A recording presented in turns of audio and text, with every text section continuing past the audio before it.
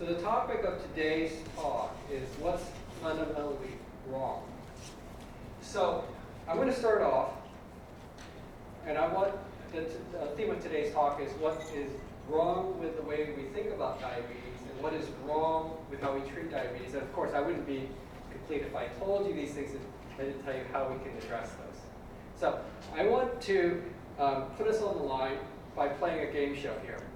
Except this is some kind of bizarre game show. And today,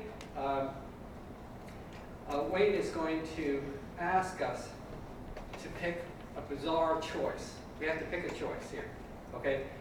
And he's going to put us in a time machine, and we're approximately 20 years old. And we have to pick either we're going to have type 1 diabetes or type 2 diabetes. Now, I want you to think for a moment. Which one would you pick if you had to pick one? Okay? Bad choice, but think about it. Think carefully. Which one? Okay? Now, I'm not going to ask you what it is just now. Everyone have one in their mind? Okay. So now it's 20 years later, and here's the result. Okay. How many of you picked the right choice? I'm going to see a show of hands. Raise it up higher. Okay. All right.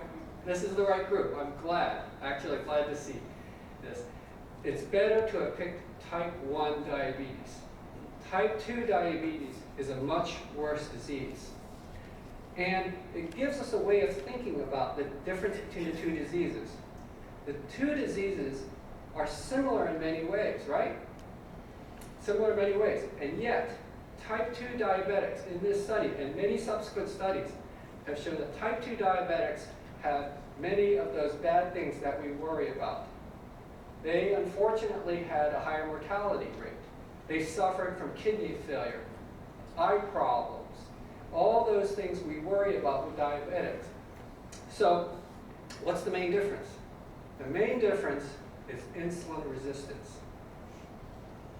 Now, we're always told about glycemic control, right? Glycemic control. But the difference, and the main difference between a type 1 and type 2 diabetic is this, insulin resistance. Now, insulin resistance for many people, including diabetics, is a new topic. Many of you have not heard of the term insulin resistance, and today I'd like to bring it to your attention as something that we need to pay dear attention to. So, the type 1 and type 2 diabetics, at the final last stages in which they are insulin dependent, when they're all injecting insulin of some sort, they have low insulin production. But the difference between a type 1 and type 2 diabetic is a type 1 diabetic actually can live a normal lifespan. They can live a normal lifespan if they keep their insulin resistance low. Keeping insulin resistance low is very important. The type 2 diabetic gets to a low insulin production through increasing insulin resistance. That's the difference. That's the mortality. That's the difference in complications between a type 1 and type 2 diabetic. The type 2 diabetic has high insulin resistance. Okay, so this is a diagram. Don't worry, we'll walk through it very carefully, very slowly. A lot of this is familiar with you. So if you look at this line here, this is the glucose level. And this is someone with normal health and on their way to type 2 diabetes. So, in the beginning, everyone starts off with a normal glucose level.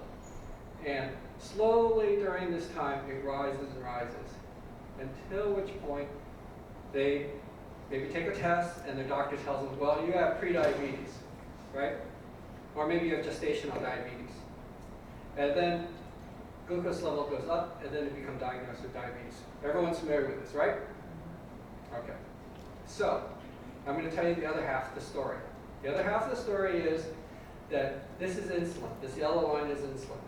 So insulin, during this time, has been rising, rising, rising. And during this time, it's been rising, and we didn't notice it because our glucose levels have stayed the same. So we don't measure insulin normally. But during this period, insulin has been getting higher and higher. And before we were diagnosed, even before the diagnosis of prediabetes, insulin started to fall in type 2 diabetics. It began to fall because The cells that make insulin, the cells in the pancreas are called beta cells, have been overworked. They've been trying to increase their output of insulin, and they couldn't keep up. They're overworked. They're just like a worker or a factory workers who go on strike, except in the case of the type 2 diabetics, when they're overworked, these cells begin to die. They die just like a type 1 diabetic. And this slow death occurs until the diagnosis of prediabetes. So prediabetes is actually a late phase in this. It's not the first sign of disease. And then now we're going to pay attention to this purple line here. During this time, insulin resistance has had one direction. It's slowly going up. And this slowly going up of insulin resistance is what's making this go down. Remember about that? Insulin resistance is what is driving the death of these cells, these insulin-producing cells in the pancreas. If for some way we can decrease this insulin resistance, these cells can come back. These cells can regrow. They grow slowly, but they can come back. And if we reduce this sufficiently, well, the glucose levels actually can return to normal.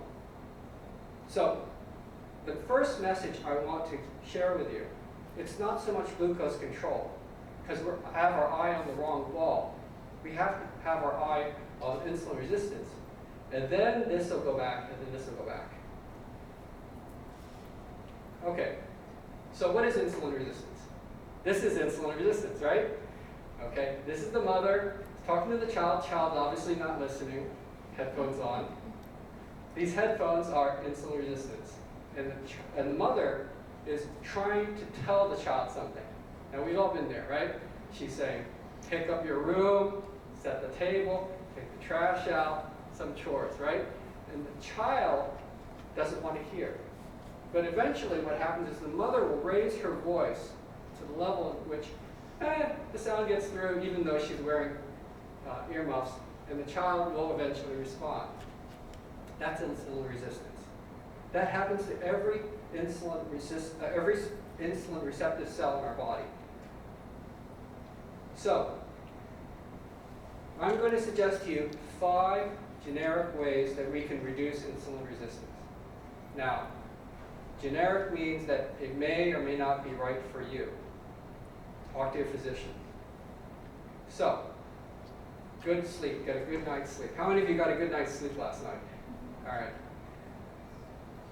Quit smoking. If you smoke, that's actually a cause of insulin resistance. Practice intermittent fasting. Now, that's not definitely in the category of not for everyone. Low carb. The ADA actually this year, along with the European Diabetes Association, recommended low-calorie diet. And exercise. Now, I'm going to actually focus this morning on one type of exercise. And this is the area which I think is fundamentally wrong with how we treat diabetes. So, we're going to talk about resistance training. So, we're going to look at this slide and say, well, what does this have to do with diabetes? This is Joe Acob. He's been in the International Space Station, and he's landed on Earth. And he needs help. He needs help getting out of the space capsule because, we all know, he's been in a weightless environment, 0G. He's hardly had to do any work, and his muscles have atrophied, right? We all know this. So, what happens, and this is not quite as obvious, when someone is in space? So this is a study that was done, astronauts going into space. This is actually a Russian published study. So this red line is a glucose tolerance test. Now, many of you are familiar with the glucose tolerance test? Does anyone here not understand what a glucose tolerance test is? They make you drink this very sweet substance, and then they measure your glucose levels, okay? So this guy, our astronaut, super healthy guy, super normal glucose tolerance test. Glucose goes up, he actually ends up lower than where he started. What happens within a week of him in space. A week. Losing muscle mass, not having to exercise. Well, look at this blue line. Instantly pre-diabetic. He's pre-diabetic because he had nothing to push against, and his muscles are atrophied. Pretty amazing. This is the fastest way, in fact. The fastest way to become diabetic is to blast yourself into space. Those guys are lucky, aren't they? 3 weeks, up to 3 weeks after they get back to Earth, they're still the same. They still have the same pre-diabetic profile. So, this guy, Scott Kelly. Anybody know who Scott Kelly is? Okay. Yeah, saw Scott, last night. Oh, you saw Scott Kelly? That's great. On TV last night. That's great. So, Scott Kelly sacrificed himself for us. He spent the longest time of any American in space. And he has a twin brother. So NASA did a twin study. So, what happens to lipids to Scott Kelly when he's in space? So, let's look at the blue line. These is pre-flight. Scott Kelly, before he went into space, he's got great lipid numbers. He's got a great HDL, he's got a great an LDL that's below 100. He's got good triglycerides. But look at this, 3 months into space, look what happened to him. His triglycerides have more than doubled. His LDL is now, puts him under certain criteria, needed treatment for statins, and his LDL has fallen. That's the relationship between space travel, muscle atrophy, and lipids. So, what's more important is this. NASA knew this. We know this, what happens to astronauts in space. They went an additional step, and they took a look at his arteries. They looked for atherosclerosis in his arteries. Look at this. This is his brother, his twin, who's on the ground. That's his green, the 2 green dots. No atherosclerotic buildup. This is Scott Kelly, 1 year later. Look at the thickness of his arteries. Look at the atherosclerotic buildup. 30% increase. 30%, that's plaque buildup. Okay? So, let's recap. Scott Kelly, normal guy, blasts into space, loses muscle mass, becomes pre-diabetic, has lipid problems, has glucose problems, has atherosclerosis. See a pattern here? Okay. There's the pattern. What happened to him in a period of weeks to months happens to us over decades. His not pushing back against gravity is the same thing that happens to us after the age of 30. This is a process known in medicine as sarcopenia. Sarco means muscle, penia means less. Sarcopenia is the process by which we lose muscle decade by decade after age 30.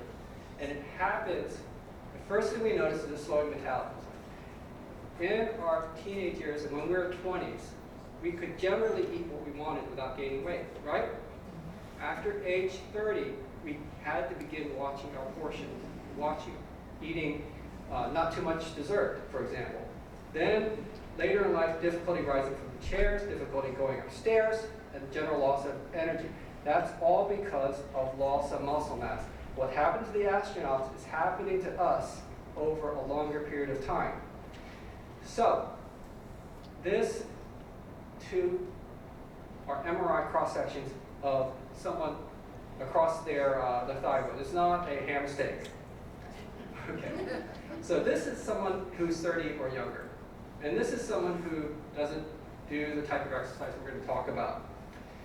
So, if you notice from the outside, since we're not Superman, we don't have X-ray vision, right? They look the same. But if you look at the brown in the center, that's muscle. The muscle has gotten smaller. It's shrunken. That's sarcopenia. But it has not turned into fat. What you see around the outside, that's the fat that's come in to replace it. Okay, so from the outside, things look to be the same. So the guy who says, I can still wear the pants that I used to wear when I was younger, what he doesn't take into account is he's lost